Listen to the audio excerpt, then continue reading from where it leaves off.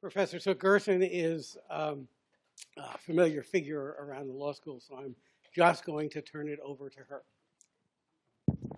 Thank you. I have to admit that the topic, diversity and social justice in the first year curriculum, inspired so many different possible talks that I imagined that I had a lot of trouble actually figuring out what part of it really to speak on. So I think I'm going to go on for at least half an hour, and hopefully there'll be some time in the end for questions. I'm first going to talk about an aspect of diversity, and later I will talk about social justice in the 1L criminal law curriculum. So under this deanship, Martha Minow's deanship, we have become, as a school, more diverse than ever, both in the student body and in the faculty. So when I was a 1L, and that was now 18 years ago, Lonnie Guinier was the first and only woman of color on the faculty, and she had only arrived 1 year before I enrolled as a student, and she's here today. She's my wonderful mentor. And there were no Asians of either gender, either South Asian or East Asian. And you might notice that I'm Asian. When I was appointed as a faculty member in 2006, I was just the second woman of color in nearly two centuries of the school's history. And today, students still frequently tell me that I am the first Asian teacher or the first Asian woman teacher that they have ever had in their entire educational career. And I spent, a somewhat amusing but not insignificant part of my early years of being a professor getting stopped on the way into the faculty lunchroom when the staff would say, "Oh, honey, that food is just for the professors." And it's okay. It's all cleared up now. So I am a Korean immigrant, and I didn't speak English when I came to this country at age 6. And I was raised in a family that was very oriented toward education and learning, but not verbal or expression or oral kind of assertiveness. And maybe that was even more so for girls. So education was a very high family value, but not speaking.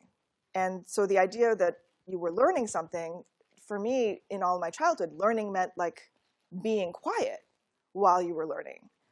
And so, and then if I had these, sort of childhood tendencies to raise questions or ask why, it was generally considered disrespect or hubris and kind of stamped out in my family as, and sometimes through punishment. So, and I was also a very naturally shy person. And so what that meant was that I had a pretty mute relation to the world. And so 1L year at Harvard Law School was a bit challenging for me because I had always been a student who was, a pretty good student, but I never spoke, and I preferred to just be in a library, not in a classroom. And so I would sit there in class, and I would be terrified and actually kind of scandalized that people were speaking on all kinds of things and being questioned on things that they knew nothing about and were had basically no business expounding on those things. So what happened, though, as I kind of repeatedly was faced with this cold calling phenomenon and just kind of stumbled through it, was, I think it's no exaggeration to say that it was a revelation that changed my life. And then I became also one of the people who volunteered to do it. And eventually the whole idea of learning through speaking and being in conversation with others and questioning and revising, that became a way of life that I have, that I treasure, and that I also try to impart in students. So many years have gone by with the Socratic method, and many people have expressed misgivings about the Socratic method.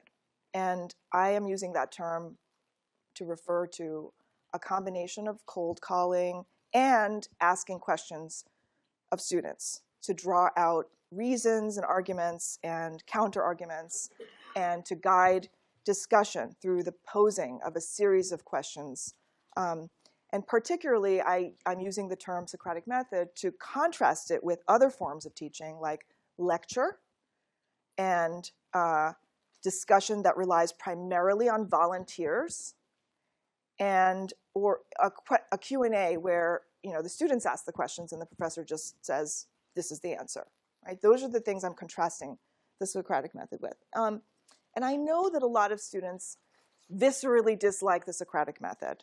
They even report that it has a very bad effect on their sense of identity or equality or well-being in the classroom. And critiques like that point to a disproportionate negative impact on the educational opportunities of women and minorities are of special concern to me for obvious reasons.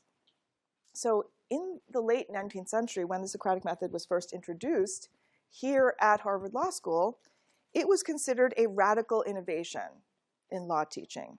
Until that time, what law teachers did was use class time to lecture, and they would summarize existing legal rules. They would tell the students, these are the rules, and then the students would write it down, they would take notes, and then maybe occasionally somebody would ask a clarifying question and the professor would sort of authoritatively answer them. And when this Socratic method was introduced, students found it very disturbing because they came to class to hear the professor, but instead they heard their fellow students talking about things, and they would complain, like, what do we care whether Smith or Brown says about this opinion or that opinion? Like, what we want to know is, what is the law, right? So why should we care what our classmates are saying about it? So one thing that's striking about this teaching innovation in the 19th century was that actually its aim was to put the focus on students as learners and thinkers, and put them at the center of the classroom instead of the professor being kind of this font of knowledge who would inform the students of what the law is. So there was a idea that students should be actively engaged rather than passively sitting there absorbing information. And so the professor's opinion was not considered important compared with the importance of learning through dialogue to think and to form their own judgments. So this was in some ways teaching as a guided process of intellectual discovery that would kind of push the students to activate their own reasoning process in analyzing legal doctrine. Okay, so that sounds great. Well, now fast forward 100 years, and we've got Duncan Kennedy, which I know you've had Duncan lecture in this series. And Duncan, he writes a piece called How the Law School Fails. And this is while he's a student at Yale Law School. And he said that the Socratic method, as usually practiced, quote, is an assault. He observed that students often respond physically and emotionally to questioning as though they were in the presence of a profound danger. And they see professors as people who want to hurt them. Professors' actions often do hurt them deeply. And he accused professors of, quote, an astounding lack of awareness of what they are doing. They have neglected a professional responsibility of the first order, and in so doing have inflicted emotional harm on their students. And he also said students are aware of the pleasure that is taken in their subjection, and even suggested the element of destructive aggression, of terrorism in teaching law is a real psychic good for the teacher. So not only were teachers emotionally harming students with the Socratic method, they were manifesting sadism in doing so. So then, a little later, as a professor at Harvard Law School, and by the way, Duncan was one of the most famous and masterful users of the Socratic method all throughout his teaching career. So he follows up with a piece called Legal Education and the Reproduction of Hierarchy. It was known as Little Red Book And it is considered a classic text of the critical legal studies movement. And so what he says is that the sense of autonomy that one has in a lecture, with the rule that you must let the teacher drone on without interruption, balanced by the rule that they can't do anything to you, is gone. Right? Like right now, you're letting me drone on. I can't do anything to you, and you have a certain amount of comfort in that, right? So he says, in its place is a demand for pseudo-participation, in which one struggles desperately in front of a large audience to read a mind determined to elude you. Yeah, some recognition? Okay. So he says, it is humiliating to be frightened and unsure of yourself, especially when what renders one unsure is a classroom arrangement that suggests at once a patriarchal family and a Kafka-like riddle state. So he also suggested that with this law school, what teachers are doing is intensely political, that law schools are intensely political places that are engaged in, at bottom, ideological training of students to be willing participants in the hierarchical structure of life in the law. So the idea is that the student posture is, quote, double surrender. Surrender to a passivizing classroom experience and to a passive attitude toward the content of the legal system. So what happened, right? So the method, the Socratic method, is supposed to disrupt hierarchy by putting students throughout the class at the center of the classroom experience, in place of the professor's authoritative views. That is what the aim was. But qualities that the method is supposed to nurture in students, like independence and autonomy and self-confidence and a capacity for critique, those are, in Kennedy's account, they're taking a serious beating in the Socratic classroom. And so, and Kennedy's flipping the idea of passivity to say that the autonomy is associated with the students in a lecture, and that when Socratic participation is demanded, they lose that autonomy. So something that's supposed to lessen authoritarianism and deference by students, in his account, is actually just having the opposite effect. And then further, there are arguments that Kennedy and others have made, including Lonnie Guinier, that the professional style in a law school classroom is identifiably white, male, and middle class. So that when you become acclimated and assimilate into the way of interaction in a law school class, then you're basically, in Lonnie Guinier's words, becoming gentlemen, the gentleman being white, male, and middle class, or upper middle class. So now, if you buy that the Socratic method causes the kind of terror and is an expression of this kind of hostility, and that it causes disempowerment in students, and it's also stylistically white, male, and middle class, then the question also arises, does the teaching in this way not impose disproportionate harm to students who are actually women and racial and class minorities? Right? That's a question. So the idea that law school teaching might have a disproportionately negative effect on female and minority students has, we've seen this argument come up time and again. And in a few years ago, in 2013, Harvard Law School had a student group that was just formed. It's called Shatter the Ceiling. And they were formed specifically to address gender disparities in the school, and one focus being the Socratic method. At the time, one female student told the Harvard Crimson that the Socratic method is, quote, the worst thing in the world. It forces you to talk like a man. Women take longer to process their thoughts before they feel comfortable sharing them and saying them out loud the way men do. This is a student quote to the Crimson.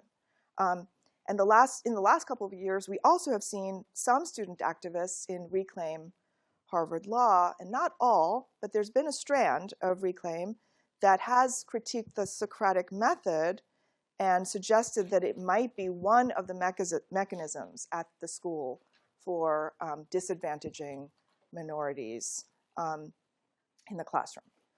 So the significance of this idea of emotional harm that was first raised by Duncan, it kind of partakes of a general cultural renaissance of the language of trauma, which is particularly drawn from the medicalized notion of post-traumatic stress disorder, that terminology, PTSD. And this is a language that is increasingly used to refer to suffering, and particularly by women. So as a case in point, currently a student group at Harvard, HALT, Harvard Assault Law Student Training, if you go on their website, they have a bunch about PTSD and the Socratic method. And what they say is that professors can benefit students with PTSD by decreasing their use of the adversarial Socratic method, in which students cold call students. An aggressive classroom tone that subjects students to the panic that suddenly being on the spot can invoke, along with the fear of knowing a cold call is imminent. This can prompt a flight or fright reaction, causing the student to shut down, freeze, dissociate, or experience a flashback or panic attack. Dispensing with the most confrontational forms of the Socratic method, thereby making classrooms less adversarial, would better account for traumatized students' needs. So this set of claims, which is really interesting, it relies on the idea of assault and aggression. Just like Duncan said, Socratic method is an assault, at least the way it was practiced. And in particular, the cold calling, I think, is the aspect that is most notable. In this account, students who have experienced traumatic events and might suffer from PTSD can have a traumatized reaction to being cold called.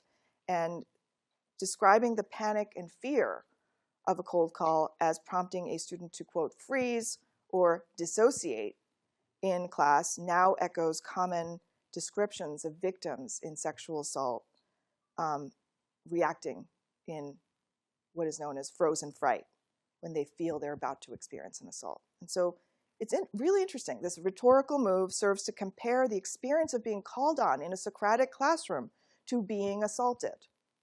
And the teacher is the one who is imagined to inflict the injury in place of the assailant. And one female Harvard Law School student told a reporter, "I just don't think the benefit of being taught rape in criminal law justifies what I think are the many harmful effects." And I think that those harmful effects that are being referred to here are the emotional injuries that might be associated with the classroom experience itself, presumably attributable to a combination of the teaching method and the content, the substance of what teachers and students might say in class. And perhaps it has to do with the personal relationship that some students may have to the subject matter of the classroom. In an increasingly diverse student body that is drawn from so many different communities that were previously not well represented here, you're going to have a lot of subjects that people feel some relation to.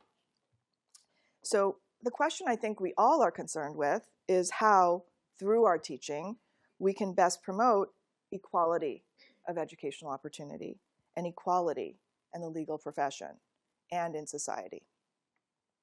So I am a cold calling Socratic teacher of criminal law. And I devote a lot of hours in class to sex-related, sexual violence, domestic violence, gender violence-related topics. And I have over the years heard some students report that they are anticipatorily really nervous about the class as things like the rape law unit approaches. And some of them have even told me, I really want to switch out of your class so that I can be with a professor who's not going to spend that much time on sexual assault on that topic, right? I like sort of preemptively, like I'd like to switch to any other teacher who is going to spend like one class session on it instead of the several, maybe like between 4 and 5 that I spend on it. So And really, though, in my class, there is precisely no one day or 1 week that is devoted to topics related to such material. They kind of pervade my class, whether the topic is, actus reus or mens rea or causation or conspiracy, prosecutorial discretion, whatever it is, they're going to be present on most days, and they're going to be difficult to avoid discussing. And this is true for gender violence-related matters, and it is true for race-related matters. So if you generally ask a teacher how they address diversity and social justice in their courses, usually, not always, you are going to get them talking about like that particular case that they introduced into the curriculum that involved Black people or that involved women being violated, right? That's usually what people like mean when they say like, how do I deal with diversity? But that is not my approach in criminal law. Sure, there are cases about battered women, and there are rape cases. There is the Bernard Goetz case. But the approach to diversity and social justice in criminal law is really, in my rendering, what could be called the pervasive method. And in some ways, the Socratic method is just right for that, because it's just right for teaching about subjects on which ideologies and orthodoxies have actually taken root and kind of disappear in plain sight.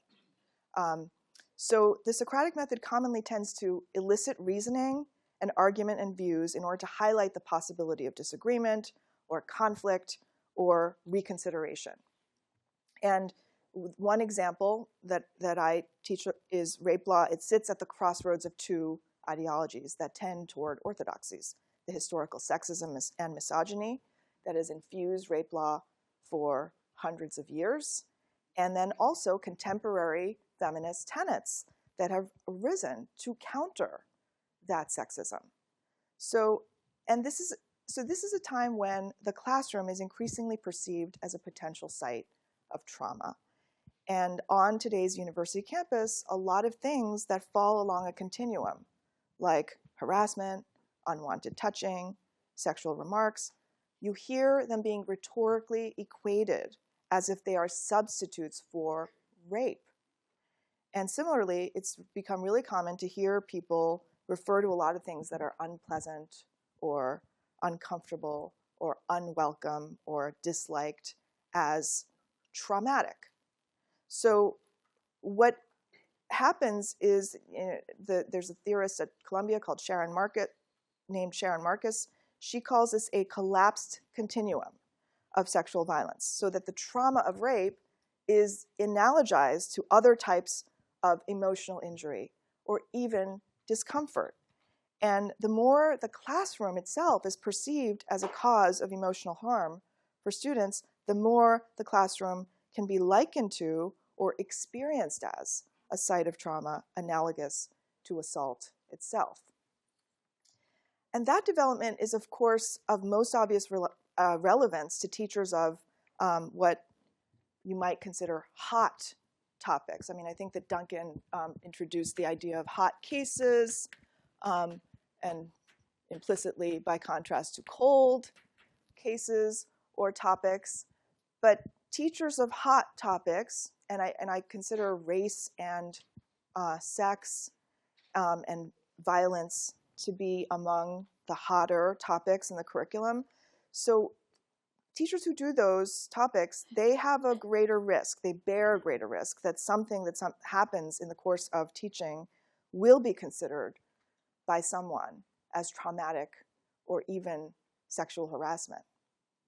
So, and it happens that women, particularly feminists and minorities, are more likely than white men to be teaching on those topics, which means that minorities and feminist teachers are at particular risk of being perceived as causing emotional harm to students through their teaching. And so it's kind of, there are several ironies coming out of this cultural move to frame the classroom as a site of trauma for students. In universities, of course, they want to protect educational opportunity of students, and we've seen an expanding idea of what constitutes injury, what constitutes harassment, And so progressive teachers who tend to write and teach about sexual and gender-related matters or about race-related matters, they have become more vulnerable to accusations of harassment. And second, subjects regarding sexuality or race that were once marginalized in the curriculum because they were associated with women and minorities are, in my view, at risk of being marginalized again because of this fear that teachers will, in the course of teaching those subjects, distress students and make a school vulnerable to accusations of harassment. So I, nevertheless, persist in teaching on these subjects. Maybe it is foolhardy. I have a commitment to going to difficult places in intellectual life, hot topics. I believe that doing so on questions of gender and sexuality and race is essential to the pursuit of equality. And maybe I have a naive faith that goodwill has to be heeded, even in the face of disagreement and conflict. But I continue to hear from colleagues at multiple schools who say they are limiting or refraining from teaching topics that are too hot to handle in an environment in which the teaching might inadvertently injure students and not receive the benefit of the doubt. So, and to me, this is disheartening. I really hope that this turns out to be a blip rather than a horrible unintended consequence or sustained feature of coeducation. In criminal law, so let me now transition a little bit into criminal law. What I call the pervasive method is not about that day in class when we talked about race or that day in class when we talked about rape law. It starts with framing on the first day. And so in my reading for the first day, I assign a few things together. I assign Robert Cover Violence in the Word. Basically, I'll read to you from a couple of lines from his text. Legal interpretation takes place in a field of pain and death. Legal interpretive acts signal and occasion the imposition of violence upon others. A judge articulates his understanding of a text, and as a result, somebody loses his freedom, his property, his children, even his life. So the idea is that law is something that doesn't just, it's made up of words, of course, but it's not something that describes, but it actually does something in the world. And that something is the threat of state-imposed violence, even when it is not used. Unlike your counterparts in other disciplines, your reasoning can also become acts, channeled through the authority of government institutions, backed by state force, when life and death consequences are on the line for real people. I pair that reading with a selection from Michelle Alexander, The New Jim Crow, on mass incarceration. And she relies in this selection on the metaphor of a birdcage, which is borrowed from the theorist Iris Marion Young. So if you think, and I'm reading from her, if one thinks about racism by examining one wire of the cage or one form of disadvantage, it is difficult to understand how and why the bird is trapped. Only a large number of wires arranged in a specific way and connected to one another serves to enclose the bird and to ensure that it cannot escape. So this is the frame, right? That because one of the things that we hear a lot from students is that there's a way in which something about the 1L teaching, that phenomenon of teaching through the case method, through the Socratic method in the 1L curriculum, tends to basically take these doctrines in a very abstract way and kind of abstract out all of the context, including the racial context or the gendered context or the class context. And there's a lot of study of a piece of doctrine in that way that doesn't give you the way that it operates in the world, the distributional consequences. Who does it hurt? Who does it harm? What groups are affected in what way? And how could those consequences even be unintentional and unexpected. So this frame, so with these two sort of theoretical works, I assign on the very first day the Supreme Court case of Tennessee versus Garner, in which a police officer shoots a teenager in the back. The teenager is suspected of a felony and is fleeing and unarmed. And I also assign the grand jury testimony of Darren Wilson, the police officer who shot Michael Brown, who was unarmed. That is the framing for the course. That's day one. And the idea of legal interpretation as violence, and then a view of the distributional consequences, an argument about the distributional consequences of that violence, and then reading cases in dialogue with those ideas. And so then, with every class, we're going to have a discussion of cases that are in all the case books. And when you look at the case books and the way they're framed in the case books, and then you look at the teacher's manual, because there are these teacher's manuals that tell you how to teach those cases, and they are cases that could definitely be discussed without any reference to race or gender or class or to like what distributional consequences there are. But I am pretty relentless with my cases about asking students to consider those consequences and which groups in society are going to lose or win as a result of those cases. And it's not always obvious. It's often, there are multiple arguments on opposite sides. So it's now been 4 weeks into criminal law, and I'm going to only try to use examples from those 4 weeks. I don't want to have too many spoilers for the students here who are my current students. But so you have Chicago versus Morales, the case about due process and vagueness. You can certainly teach that as a class about due process and vagueness, which it is. But there's a whole debate about broken windows and about race distributional consequences of law enforcement policy that kind of undergirds the law in that case. People versus Newton, which is the case about the man who shoots a police officer who and then claims that he did it in a state of unconsciousness. And the doctrinal question, if you see it in all the case books and teaching manuals, it's about what constitutes unconsciousness. If you've been shot and you have an automatic reflex system, is it reaction? Is it unconsciousness? And then therefore is it an involuntary act? That's the way that it can be taught. But actually, amazing to me, people sometimes teach it without reference to the fact that this is a case about Huey Newton, one of the founders of the Black Panthers. And that this case where he shot a police officer in the context of being a member and a founding member of the Black Panthers who advocated self-defensive violence against cops who would be harassing Black members of society, that is not considered the context for this discussion about what is a voluntary act.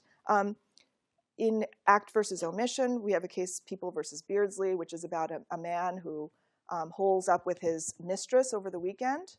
And then in the course of doing so, the mistress, has a drug overdose and he fails to take her to the hospital. He omits to take her to the hospital or get any kind of medical help. She dies. Question is, did he have a legal duty to act or not? And again, the case can totally be discussed, without much, conversation about gender. But this is a case in which the court definitely thought about the relationship between these two people as one that was immoral and adulterous, and one where the woman was seen as an immoral woman who was having an affair with a married man. And so that moral consideration goes directly into the idea of, should there be a legal duty here? Should that be imposed? Later, strict liability. Obviously, a lot of criminal law teachers teach that strict liability doctrine through cases of regulatory crimes, which I do as well, regulatory offenses like drug distributors who send out drugs into the market and they happen to be mislabeled or they don't know what's in them and they're tainted. And you can do that, you can leave it at that, but what I also try to do is to compare it, the arguments for strict liability there, who's the least cost avoider, et cetera, and compare it to contexts like discrimination, like bias intimidation crimes, where there's a debate about should you have strict liability on the accused when they do things and say things that intimidate others on the basis of sex or race, right? So, and do the arguments from one context transfer over into the other context? If so, why? And if not, why not? So I guess it just goes on and on. I don't want to, I mean, I have like, many examples, but I see the time is kind of short. But the idea is that these, it's not about choosing that case, like, being like, I need a case about slavery, or I need a case about women who are raped or women who are beaten. That's not the approach. It's a pervasive method, which is you take cases that aren't necessarily about, on the surface, race or gender, and you show through the questioning, you elicit from the students a reflection on what kind of distributional consequences they might have in society, and that might be a race or gender or class impact that, of course, judges aren't necessarily being either open about or being conscious of. So that is how I approach teaching. On the issue, returning to the issue of the Socratic method, obviously I have had my differences over the years with my esteemed mentor, Lani Guinier, on the question of the Socratic method as a kind of, I think that it's not an exaggeration to say that I am one of the kind of strictest users of the method today, in 200 years into this law school tradition, the existence of the law school. And it's kind of funny because for me, it was the kind of thing where if I hadn't been taught through the Socratic method, I would have remained silent the entire time. And I think that there was a way in which being in a habit and knowing that all of my classmates were going to be in this habit of being asked to engage and think and to express and to dialogue and to have conversations in this context of teaching was something that was good for me, and it would have been a big loss for me had I not had teaching through that method. But I also know that I'm not like everyone, and everyone is different. And so, but the last thing I want in my class is an atmosphere in which it defaults to the volunteers, because I have experimented with that, and even when I have the experience of evenly calling on men and women and having a lot of diversity, when my TAs, some of them are here today, when they write it down, they discover afterwards that actually it was the white males who spoke the most, and often it's like something really shockingly disproportionate. So when I do the Socratic method, it's very strict. It like very evenly tracks men, women, make sure that everybody is being called on equally, and that for me works very well with the atmosphere I'm trying to create, which is not one of arid games with toy puzzles, but rather with hot topics and modeling the kind of engagement that I want to see more of in our democracy, the kind of conversation, listening, responding, reconsidering in light of questions that are posed. So that is what draws me to teaching, the practice of reasoned argument about precisely those politically contested matters that people associate with the rubric of social justice, and these are the issues that most divide people, and that can also have universal significance. But my goal is to see those conflicts played out in the classroom through reasoned arguments that models respect and civility for others. So I think I will now stop and leave some time for questions.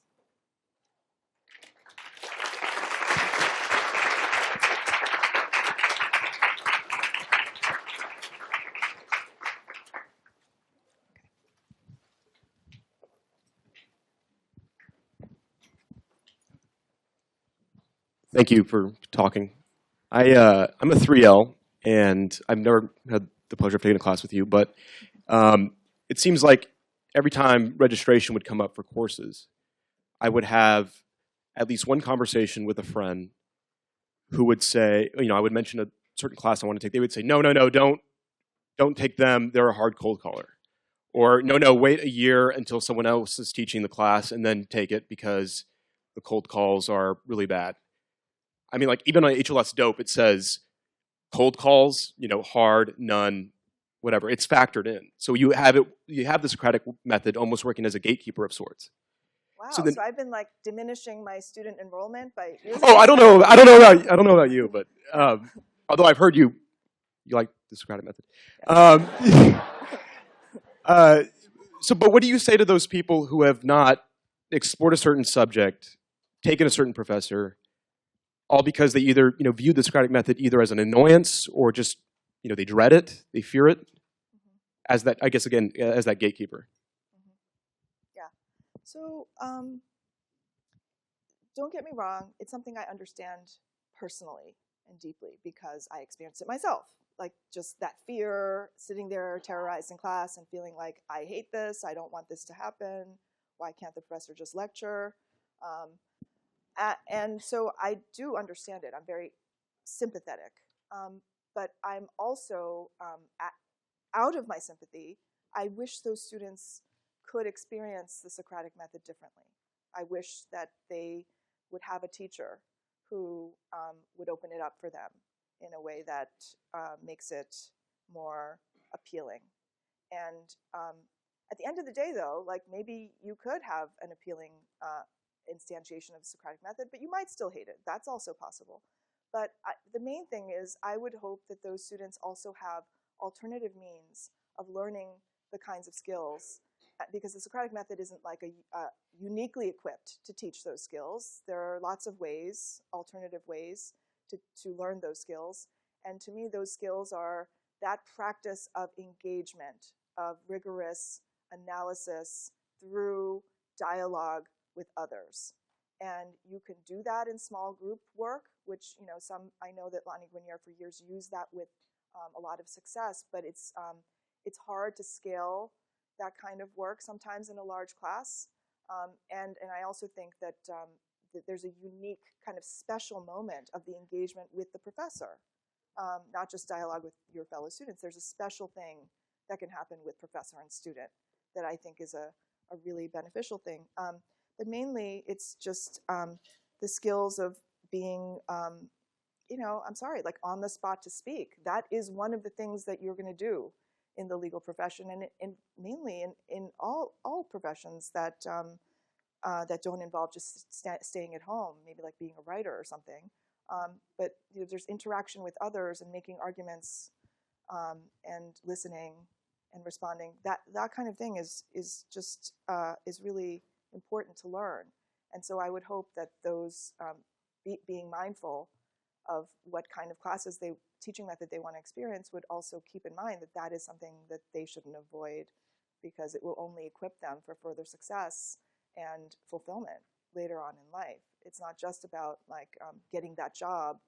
It's also about how you are in that job. How comfortable are you doing that? And I am not someone who thinks discomfort is to be avoided. Sometimes discomfort is worth it. Derica? Oh, sorry. Yep. Could you guys pass? I think that because of the recording, yeah. Oh, I see. Thank you, Professor Suk. When women first started coming onto Harvard Law's campuses, there was so much overt discrimination against them. I think there weren't even bathrooms here, right? They couldn't even pee on campus, which was crazy. So they would do like pee-ins to like protest the lack of bathrooms for women. And I think over time, discrimination has obviously shifted from more overt ways to covert ways. And I just want to recharacterize something. I don't know if it's just that people automatically find comfort in using or invoking trauma as a language to use to describe their experiences in the classroom. I think what happens is that since there's a lack of overt discrimination, they don't know how to characterize what happens in the class. I'm actually thankful to Professor Kennedy for really pushing my thinking of why students invoke trauma instead of saying, oh, well, that's just sexist or that's Right. just racist. Because Yes. then when you say that, it's like, oh, wow, like you can't call this person racist, or you're being overly sensitive, or you Yeah. are misunderstanding what they're saying. So if students can't, identify when professors are being racist or classics or homophobic, and they can't invoke trauma, what would be your advice to students to be critical of what they're experiencing in the classroom? Yeah, I would definitely err on the side of calling it like it is rather than saying, I am emotionally distressed and traumatized. But it is also something that I try to model in class. You've got 80 students, and everyone is imperfect, the teacher too. And not everything you say is going to come out the way you wanted it to. And there's also a kind of, just like the frequency of cold calling and everybody making mistakes a lot, kind of lessens the stakes of each cold call. I think the same thing with when you discuss race-related and gender-related topics a lot, you're going to have a lot of people making certain fumbles around it and saying things that they didn't, they wouldn't have said it exactly that way if they had, thought about it a little more, or if they had had some time to collect their thoughts. But the purpose of this exercise is like that live, and the benefits you get from that come with the costs, right? And so I think that there's a kind of empathy that can be built in to that kind of classroom practice, so that even like calling someone out can be done in a way that is part of the collective enterprise, as opposed to like therefore you are excised from the community of people that I respect. And the other thing that I think that goes on in my class is a kind of separation between the speaker and the views, because I'm always asking students to articulate views that are not their own views, and then telling them if they do articulate those views to say, okay, now say the other side. There's a way in which, even saying that statement had this interpretation or implication, it can be taken better as a call for examination, rather than like, you are an evil person, or you are a racist, as opposed to that had this implication or this overt kind of statement that I am taking to mean X, or I'm interpreting this way. So I think that those are the kind of things that I think are productive. But I also, but I am not like, let's just take everything that we don't like and call it emotional distress. Clara?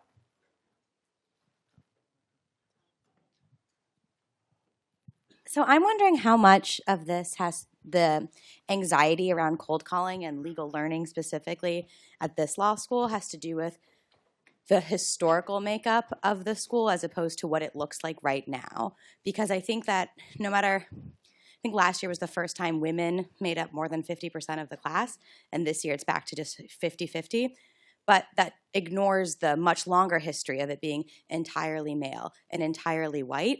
And so how much of that history and the legal texts, even if they have contexts being written by a specific type of person, so white men, do you think influences this anxiety? And how can we be better at incorporating that and recognizing what space this once was, even if it looks like this now? And I'm of the view that if Harvard Law School was white and male for 100 years, it can be all minority and female for 100 years, right? That's to me the correct answer, and not to even it out 50-50. And until we have the sort of opposite of what it used to be, I think there will forever be this anxiety about walking down these halls and seeing these faces where you don't see yourself in these frames until the very end of the hallway. And even there you wonder, is that just so this picture can be framed on the wall, or is it because we truly value these people in this space? Mm-hmm. Yeah, I do not agree that the solution to 100 years of lack of coeducation is to make this into a women's school. I do not think that that the idea that we are, that we have this background in our past, I do not agree that that is something that we cannot incorporate into our learning. I mean, I think you didn't say that, but basically, I think one of the important things about teaching some of these cases, like when you're teaching rape law, to teach it without teaching the background, like the fact that the way rape law was for hundreds of years is a move that teachers make that I think is a mistake.